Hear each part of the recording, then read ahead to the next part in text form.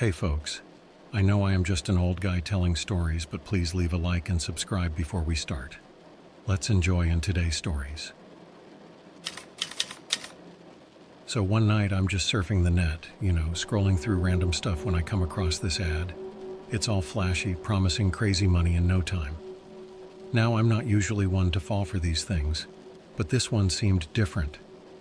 It had all these testimonials, people saying how they made tons of cash using this system, so I think, why not give it a shot? Maybe it's legit, right? I mean, who wouldn't want to make some quick cash without breaking a sweat? I click on the ad, sign up, and deposit some money, and then I wait, and wait, and wait some more. But guess what? Nothing happens. No money rolling in, no magic system making me rich overnight. Instead, I start getting these weird emails from the site's support team talking about technical issues and delays. They keep stringing me along, making me think the money's just around the corner.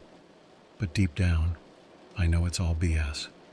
Weeks go by, and I realize I've been scammed. My savings, gone. Poof. And to make matters worse, I'm in debt now, thanks to this stupid get-rich-quick scheme. But that's not even the worst part. See, once these scammers know they've got you hooked, they don't let go. I start getting threats, messages demanding more money, and warnings about what'll happen if I don't comply. It's like being in a nightmare that just won't end. I fell for their trap, their smooth talk about easy money, and now I'm paying the price. And let me tell you, it's a steep price to pay for a lesson in being too trusting. After losing my money to that scam, things got even worse. I realized I was knee-deep in a mess I couldn't easily get out of. First, there were these weird messages flooding my inbox, not just from the scammers who took my cash, but from other shady folks on the dark web. They knew I fell for one scam, so they figured I might fall for another. At first, it was just threats, saying they'd do bad stuff if I didn't cough up more cash or do what they said. But then, they started talking about things from my life, stuff I never shared online. It felt like they were watching me, waiting for me to mess up so they could pounce. And then came the offers. Deals that sounded amazing, just like the first scam. But I knew better this time. I could see through their tricks. Their empty promises meant to reel me back in. But despite my caution, I couldn't shake the feeling of being watched. Every time I logged on, it was like walking into a lion's den, with hungry predators eyeing me up. I tried to cut ties to stay away from that dark side of the internet. But it's not that simple. Once you're in, it's hard to escape without leaving a trail. And that's the thing about the dark web.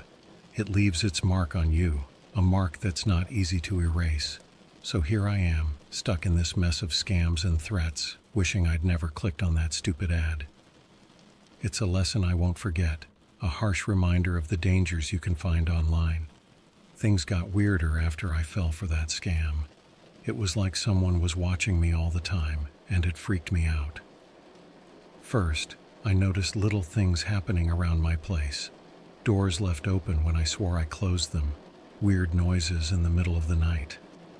I thought maybe I was just tired or imagining things, but deep down I knew something was off. Then came the moments that scared me the most. I'd see someone out of the corner of my eye, like a shadow moving in the dark. But when I turned to look, there was nobody there.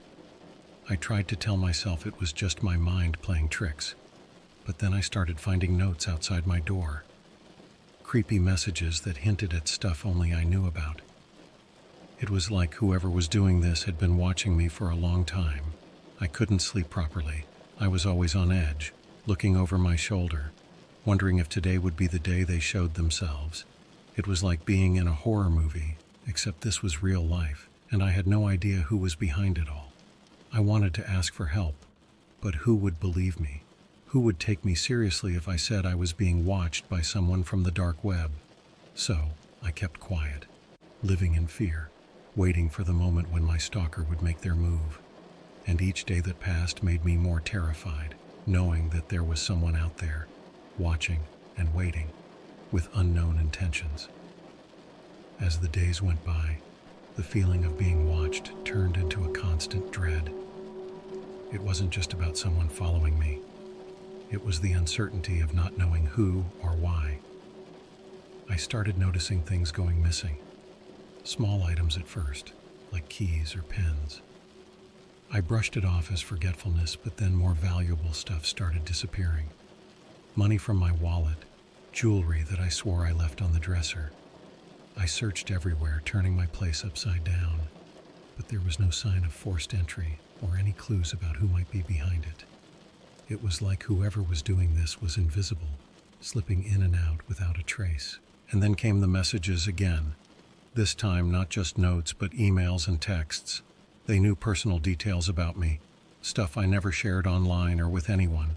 It was like they had access to my life, my thoughts, my fears. I changed my locks, installed security cameras, but it didn't make me feel any safer. If anything, it made me more paranoid, knowing that someone out there was always one step ahead. I tried reaching out to tech experts, to the police, but without solid evidence, there wasn't much they could do. It was frustrating, feeling like I was fighting an invisible enemy with no face and no name. I couldn't trust anyone, not even my friends or family. How could I, when I didn't know who was watching, who was listening, who was waiting for the right moment to strike? Every noise at night, every creak of the floorboards sent shivers down my spine. I was living in constant fear, trapped in a nightmare that I couldn't wake up from. And as each day passed, I wondered if I'd ever find out the truth, or if I'd be forever haunted by this unseen threat from the dark web. The days turned into weeks, and the weeks into months, but the terror never faded. It was like a dark cloud hanging over me, always threatening to unleash its fury. I became obsessed with finding out who was behind all of this. I spent countless hours scouring the dark web, trying to track down any leads or clues that could lead me to my tormentor. But the more I dug, the more I realized how deep and twisted this rabbit hole went. It wasn't just one person. It was a network of hackers, scammers, and criminals, all interconnected in ways I couldn't comprehend. And then one day I stumbled upon something that shook me to my core. A chat log. A conversation between two dark web users discussing their latest victim, me. They talked about how they'd been watching me for months, gathering information, waiting for the perfect moment to strike. They gloated about how easy it was to manipulate me, to make me doubt myself and question my sanity. I felt sick to my stomach, realizing that I'd been played like a puppet on strings. These people weren't just after money or personal information. They were after my sanity, my sense of security, my very life. I knew I had to act fast. I gathered all the evidence I could find, every chat log, every threatening message, and I took it to the authorities. It wasn't easy convincing them at first, but as I laid out the facts and showed them the extent of the cyber terror I'd been subjected to, they started to take me seriously. It took months of investigations, raids on dark web servers, and countless sleepless nights. But eventually they caught the mastermind behind it all, a notorious hacker who thrived on preying on innocent victims like me. With their arrest, the nightmare finally ended, but the scars they left behind would never fully heal. I lost trust in the online world, in strangers, in myself. But through it all, I learned a valuable lesson. The dark web may promise secrets and thrills, but the price of curiosity can be deadly. It's a warning I'll never forget, a cautionary tale I'll carry with me for the rest of my days.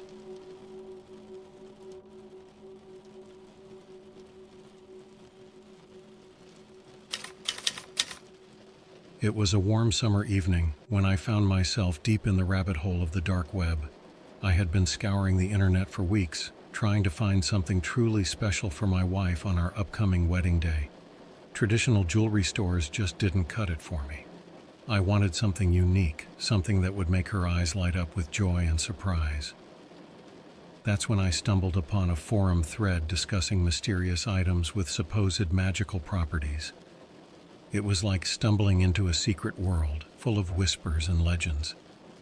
Intrigued, I delved deeper, navigating through encrypted messages and hidden links until I came across a listing that piqued my interest.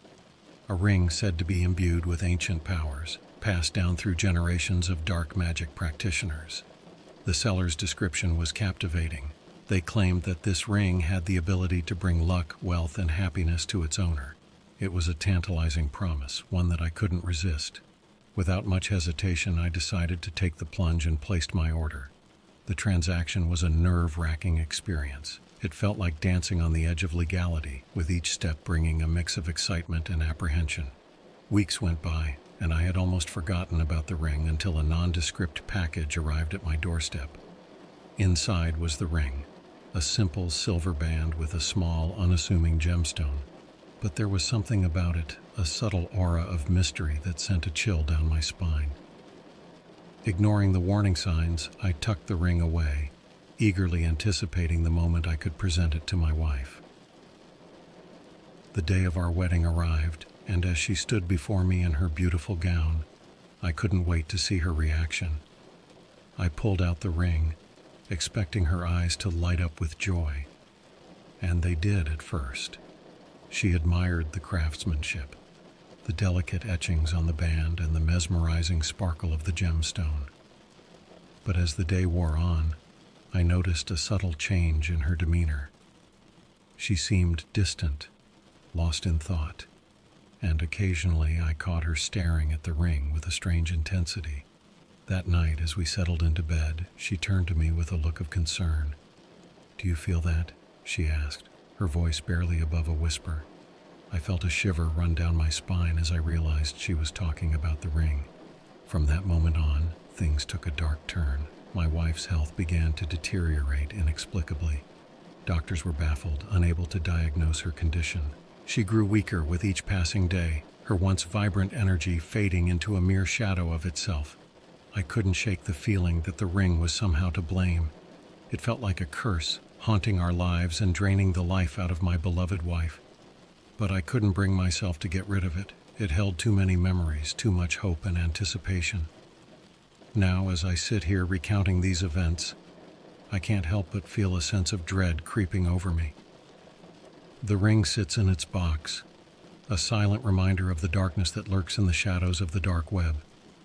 And my wife, my beautiful wife, lies in bed, a mere shell of her former self, trapped in a nightmare that I brought upon us.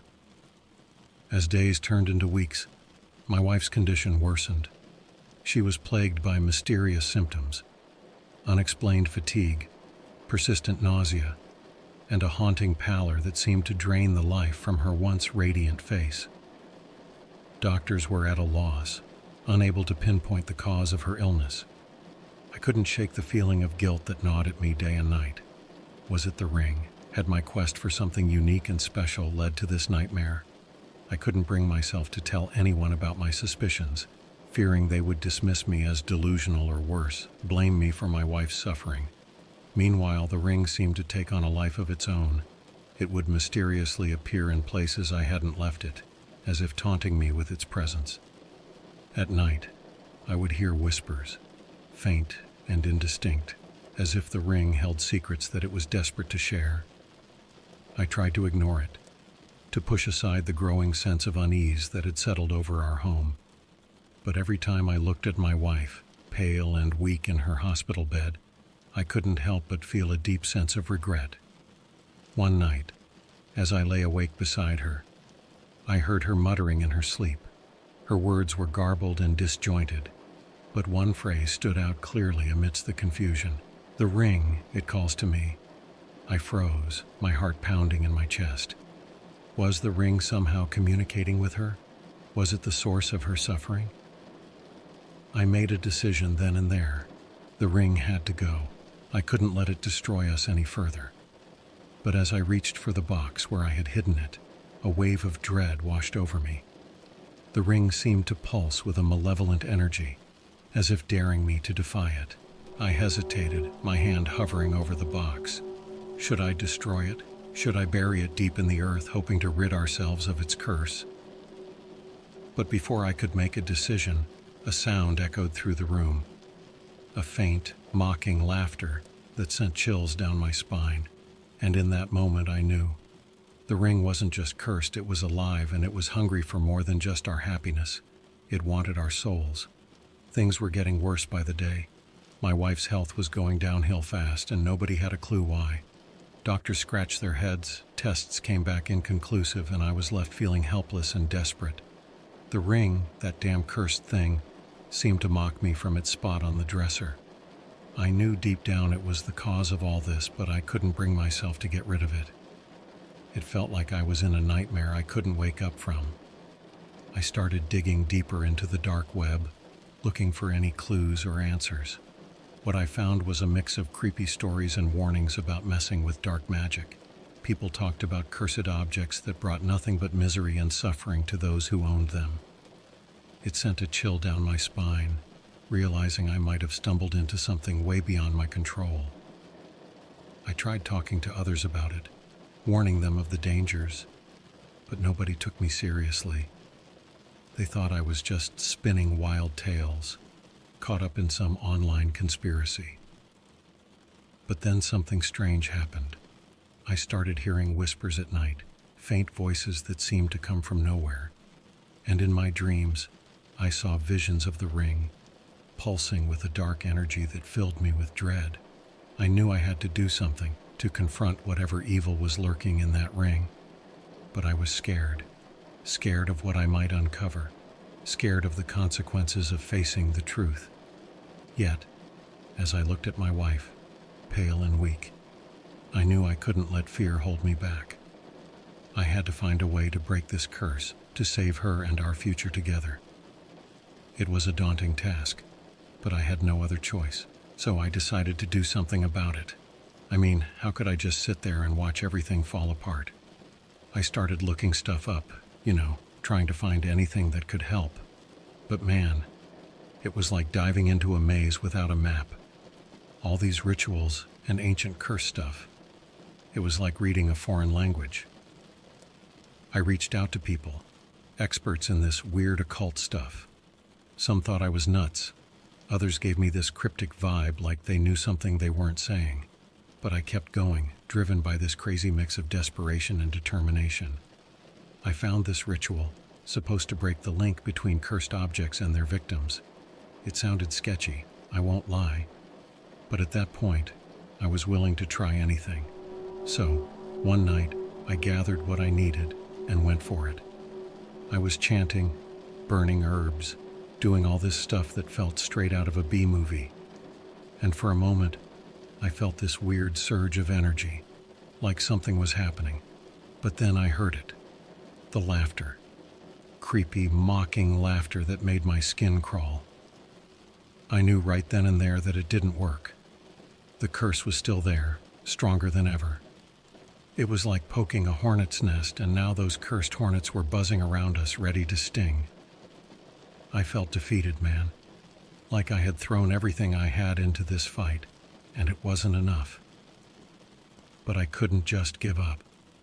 Not when my wife was still suffering because of that damn ring. I made a promise to myself that night. I wouldn't stop searching, trying, doing whatever it takes to break this curse. Because even if it seemed impossible, I couldn't live with myself if I didn't at least try. So yeah, that's where I'm at. Staring down a curse that won't let go, but refusing to back down without a fight. As days turned into weeks and weeks into months, the weight of the curse bore down on us like a never-ending storm. My wife's health continued to decline, and I could see the toll it was taking on her, physically, emotionally, and mentally. I tried everything, talked to anyone who would listen, but it felt like I was screaming into the void. The dark web, with all its mysteries and dangers, seemed like a bottomless pit of despair. And then, one night, everything changed. I received a message, a cryptic one from an unknown sender. They claimed to know about the curse, about its origins, and how to break it. It was like a glimmer of hope in the darkness, and I clung to it with everything I had. The message led me to a small, nondescript shop in the heart of the city. The owner, a wizened old man with eyes that seemed to see right through me, listened to my story in silence. And then, he spoke words that sent shivers down my spine. He told me of a ritual, an ancient one passed down through generations. It was risky, dangerous even, but he promised it was our best shot at breaking the curse. Without hesitation, I agreed. We gathered the necessary ingredients, performed the ritual under the watchful eye of the old man, and held our breath as the final incantations were spoken. For a moment, there was silence, and then a wave of energy swept through the room, filling it with an otherworldly glow. I felt a weight lift off my shoulders, a sense of relief unlike anything I had ever experienced. But then, reality crashed back in. My wife was still lying there, pale and weak, her eyes filled with exhaustion and pain. The old man looked at me with a somber expression, and I knew what he was going to say before he even spoke. "The curse has been weakened," he said, his voice grave, "but it has taken its toll. Breaking it completely, it may not be possible." I felt a lump form in my throat, tears stinging my eyes. I had hoped for a miracle, for a happy ending where we could finally put this nightmare behind us. But now, faced with the harsh truth, I realized that some scars run too deep, that some curses are too powerful to be fully undone. And so, I sit here, writing this as a warning to others. The dark web is a place of secrets and shadows, where dangers lurk behind every click. I thought I could handle it, that I could find something special for my wife. But all I found was heartache and regret, a lesson learned too late. So please, if you ever stumble upon something on the dark web that seems too good to be true, think twice, because the price of curiosity may be far higher than you ever imagined.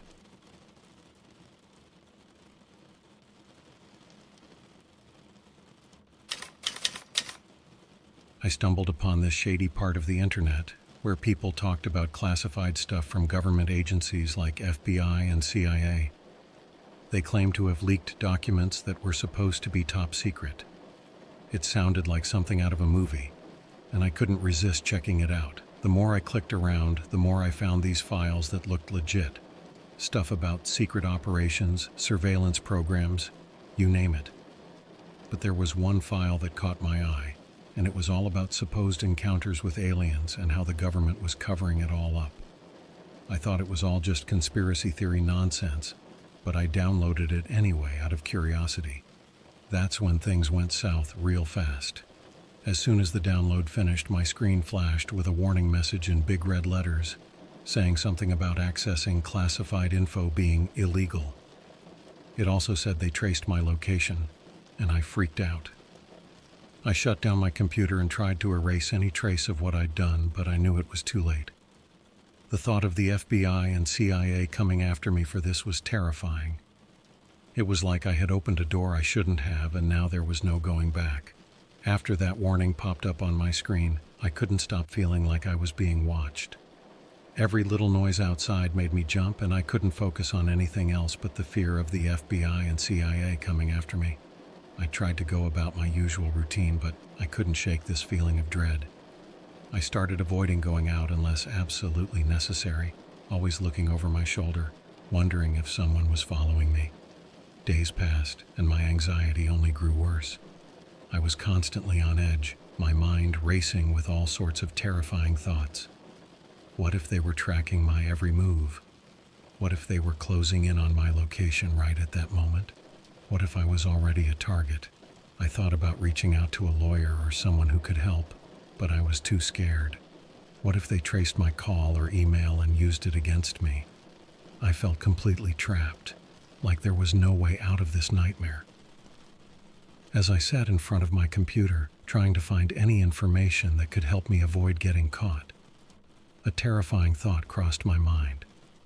What if there was more to those classified documents than I realized? What if I stumbled onto something bigger and more dangerous than I could handle? The idea sent a chill down my spine. I had unknowingly gotten myself into a mess that was way over my head. The anxiety was suffocating, and I felt like a hunted animal, with nowhere to run and no one to turn to for help. As time passed, the fear and worry just kept getting worse. I felt like I was constantly looking over my shoulder, afraid that at any moment someone from the FBI or CIA would show up at my door. I tried to be careful, using different devices and changing up my internet habits. But it felt like no matter what I did, I was always one step away from being caught. Every little noise or unexpected visitor sent me into a panic. I couldn't sleep properly anymore. Every night I'd lie awake, thinking about all the ways this could go wrong. I couldn't trust anyone, not even my closest friends or family, because I was scared they might inadvertently say something that could lead the authorities to me. I started considering drastic measures, like leaving the country or going off the grid completely. But deep down, I knew there was no easy way out of this mess. I had stumbled into something way over my head, and now I was paying the price in constant anxiety and fear. As time went on, I couldn't shake this constant sense of being watched. Every little thing seemed suspicious, like random cars parked nearby or unfamiliar faces in the crowd. I started wondering if I was being followed or monitored. I tried to be smart about it, changing my routines, using secure messaging apps, and being extra cautious online. But no matter what I did, I couldn't shake this feeling of impending doom. The stress was getting to me. I couldn't focus on anything else, always on edge, always looking over my shoulder. I stopped going out as much, afraid that every outing could lead to trouble. Even at home, I felt like I was living in a prison of my own making. Every sound outside made me jump. Every phone call felt like a potential threat. I couldn't sleep properly anymore, haunted by nightmares of being caught and punished. I thought about turning myself in, hoping for some leniency, but the fear of what would happen next kept me from taking that step. I felt trapped, like there was no way out of this mess. As time passed, I realized I couldn't keep hiding. The pressure was suffocating, and I had to do something about it. I gathered all the evidence I had, every detail of how I stumbled into this mess, and how I tried to protect myself. I reached out to a lawyer, someone who could help me navigate the legal maze I found myself in. We came up with a plan, a risky one, but it was the only shot I had at clearing my name. I also contacted a journalist. I knew the risks, but I needed someone with the guts to dig into the leaked documents and expose the truth behind the government's pursuit of me.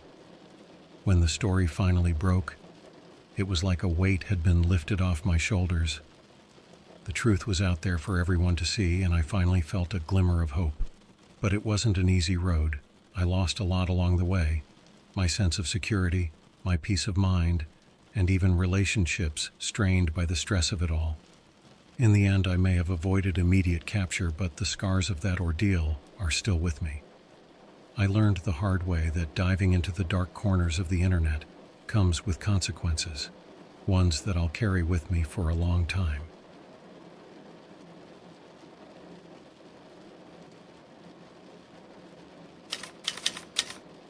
So picture this. It's a rainy night, and I'm deep into my dark web exploration. I'm not looking for anything specific, just scrolling through forums and clicking on links out of curiosity. That's when I stumble upon a thread about mystery boxes. You know, those boxes from the dark web filled with random stuff, sometimes creepy, sometimes cool. I read about people getting cursed items or weird messages in these boxes, and I can't help but get intrigued. So, I do some more digging and find this seller with a reputation for delivering the craziest experiences. Their website is all spooky with cryptic symbols and warnings, like something out of a horror movie. Feeling a mix of excitement and nerves, I decide to order a mystery box from them. I mean, what's the worst that could happen, right? Days go by and I start thinking maybe it was a dumb idea or a scam. But then, a package shows up at my door. No return address, just a weird symbol on the box. I open it up, and inside, there's this velvet lining and a single item, a photo. At first, I think it's just a random pic, but then I realize it's me. And it's not a selfie or anything. It's a picture of me, taken from a distance in a moment where I look totally vulnerable. That's when it hits me. Someone out there has been watching me, maybe even following me. My sense of security shatters, and suddenly every shadow feels like it's hiding something sinister. I'm freaked out, to say the least, and I start questioning everything. Who took that photo? Why were they watching me? And most importantly, what else do they know about me? It's like I've opened a door to a nightmare, and now I'm stuck in this twisted game with no rules and no way out. After that chilling discovery, I couldn't shake off the feeling of being watched. Every creak of the floorboards, every flicker of a shadow sent shivers down my spine. But curiosity mixed with fear drove me back to the dark web, searching for answers that seemed to elude me at every turn. I delved deeper into the forums, hoping to find others with similar experiences or any clue about the mysterious photograph. That's when I stumbled upon a peculiar website, one that seemed out of place even in the darkest corners of the internet. The site's layout was crude, with grainy images and broken links. But one section caught my attention: exotic items for sale. It was like stumbling upon a digital black market, offering everything from bizarre artifacts to forbidden knowledge. Scrolling through the listings, I came across a category labeled animals. My curiosity piqued. I clicked on it, half expecting to find exotic pets or endangered species. Instead, what I found was beyond comprehension. Listed among the mundane offerings were creatures straight out of nightmares, mutant hybrids, genetically engineered monstrosities, and species believed to be extinct. The descriptions were vague yet enticing, promising companionship unlike any other. At first, I dismissed it as a sick joke or a hoax, but the more I browsed, the more convinced I became that there was something sinister behind these listings. Images flashed in my mind of shadowy figures conducting gruesome experiments, creating abominations for profit or power. I closed the browser, my mind racing with questions and a growing sense of unease. What if the photograph I received was just the beginning? What if there was more to this dark web world than I ever imagined? And most importantly, was I already in too deep to turn back? With a heavy heart and a mind clouded by uncertainty, I knew one thing for sure. Whatever secrets the dark web held, I had stumbled upon them, and now there was no going back. So, after that creepy photo incident, I couldn't shake off the feeling that something was seriously wrong. But instead of backing off, like any sane person would, I dove deeper into the dark web. Yeah, I know, not the smartest move, but curiosity mixed with fear can make you do some crazy stuff. I stumbled upon this weird website that looked like it belonged in a horror movie. It was all cryptic symbols and hidden links, like it didn't want just anyone stumbling upon it. But of course I clicked around until I found this listing for a mystery of the soul box. The description was ominous, talking about revealing your deepest fears and desires. It was like the seller knew exactly what would hook me in. So, without really thinking it through, I placed an order. A few days later, a package arrived. No return address, no fancy markings, just a plain cardboard box. Inside were a bunch of random items: a mirror, a candle, a vial of some dark liquid, and a handwritten note. The note told me to do these rituals under the full moon. Yeah, I know how that sounds, but I was so deep into this mystery that I went along with it. I set everything up as instructed, feeling like I was in some cheesy horror movie. And then things got weird.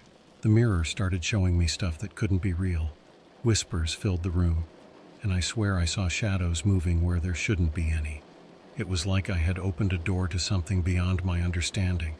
Fear clawed at me as I realized that I had messed with something way out of my league.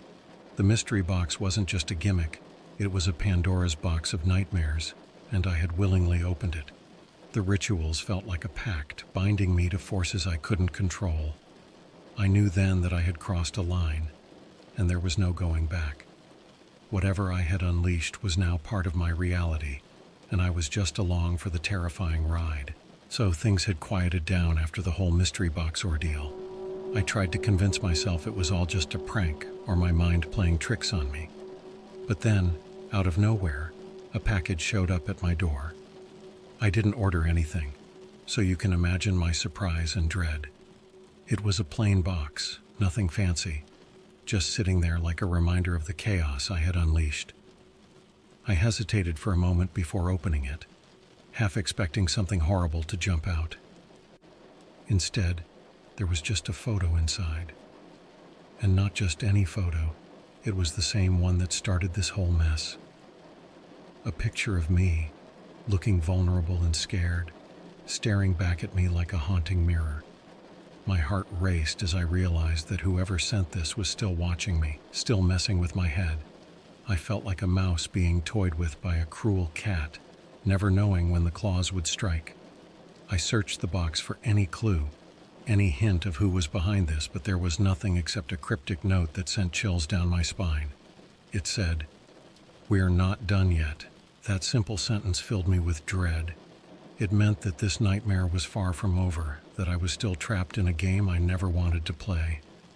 And as I stared at that photo, I couldn't help but wonder what other horrors awaited me in this twisted journey.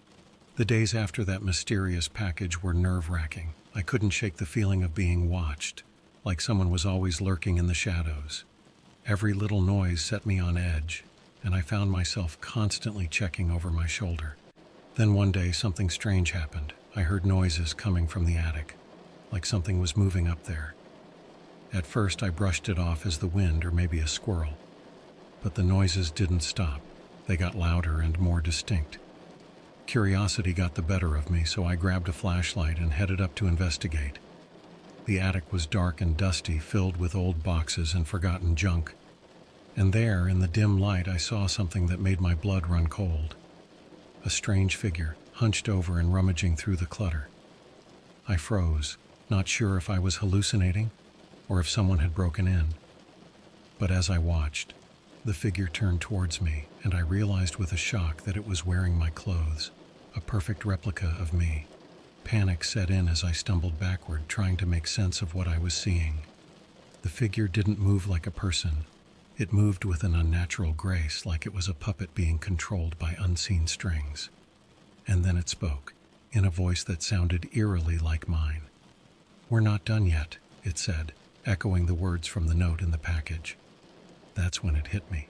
This wasn't some random break-in or prank. Whatever had happened with that mystery box had unleashed something dark and twisted into my life, something that was now standing before me in the form of a doppelganger. I didn't know what to do. How do you fight against your own reflection, especially when it's not really you? All I knew was that my journey into the dark web had taken a nightmarish turn, and I was in for a battle unlike anything I had ever imagined.